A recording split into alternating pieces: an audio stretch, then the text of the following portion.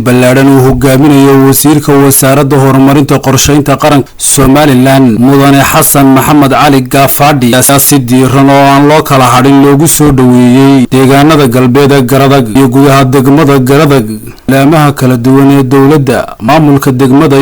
iyo ka xisbiga kulmiye sharaxa uga sharaxan golaha wakiilada ee gobolka xisbiga muxaafidka ee kulmiye injineer maxamuud saalax cabdi waxgarad cuqaal iyo badiba haldoorka degmada ayaa wasiirka iyo wafdiga kaga hortagay deegaanada tuurka afa badan u jirta degmada garadag waxaana wasiirka iyo wafdidiisa oo gaadiid tiro badan lagu galbinayay marka ay soo gaadheen gudaha degmada garadag lagu soo wareejiyay shaaracyada iyo goobaha faras magaalada ee degmada iyadoo soo dhaweyn kadib madal ay ismari waayeen bulshada kala duwan ee reer garadag ee soo dhaweeyay wasiirka ugu horeyn ka hadlay maayirka degmada garadag mudane faarax aadan ciise kana musharax mar labaadna u taagan xanashada xilka maayirnimo ee degmada garadag iyo jiif caaqil cabdirashiid ducaale cilmi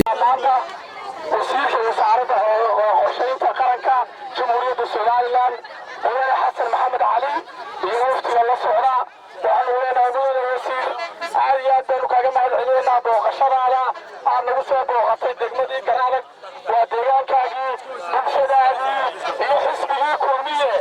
oo lagu yaqaanay degmada garadag inuu taageero nugiyo miisaan loo hayo aad baan ugu soo dhaweynaa wasiirka iyo wafdigada kadib garadag waad garanaysaa oo sumad bay leedahay sumada garadagna waa calankaa kulmiye garadag dhagodhaan ma yeesho calanku dowlaastay reer garadag waa kulmiye taana wasiir kusoo dhawow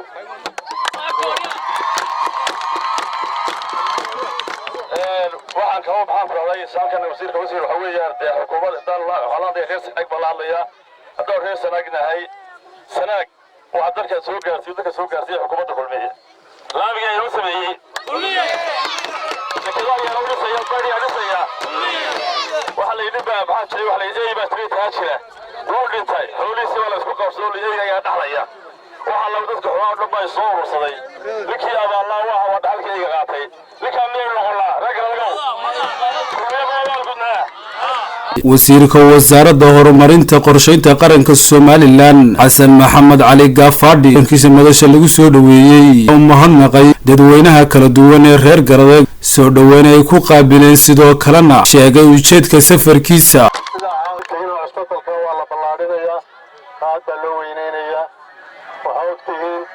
soo socda mashruuc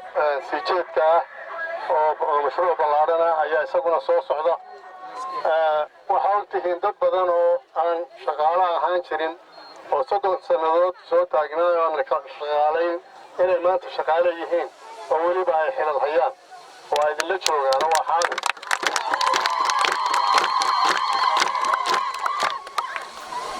maanta waxaa ogtihiin waxaa wax qabtaa inay xukuumad tahay حسب المعارض وحوما قبطو لكن عدة وحقبتها هو حكومة وحنا حكومة وحكلتها عدة حكومة كتشرتها هي عدة غرفة لذا برلمان كحسب جيدة كسوت شيدة هذا سمع عارك عقل لسا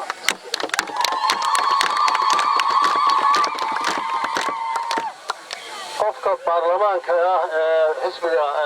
حسب الحاكم كاهي وحوفرا الباب كستاعي يوفرا البابada xukuumadda oo dhan wasaarada oo dhan wasiirada oo dhan ayaa u furan waxlaale wixii wax qabaday waxay ka suurta galaan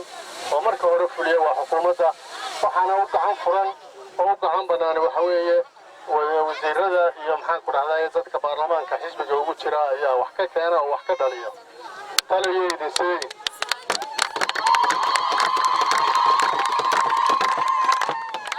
waxaynu u baahanahay inaynan ka hadhin degmooyinka waxaynu u baahannahay inaynu muxaafadka aynu maanta ku caanamaalnay aynu ku sultanaanno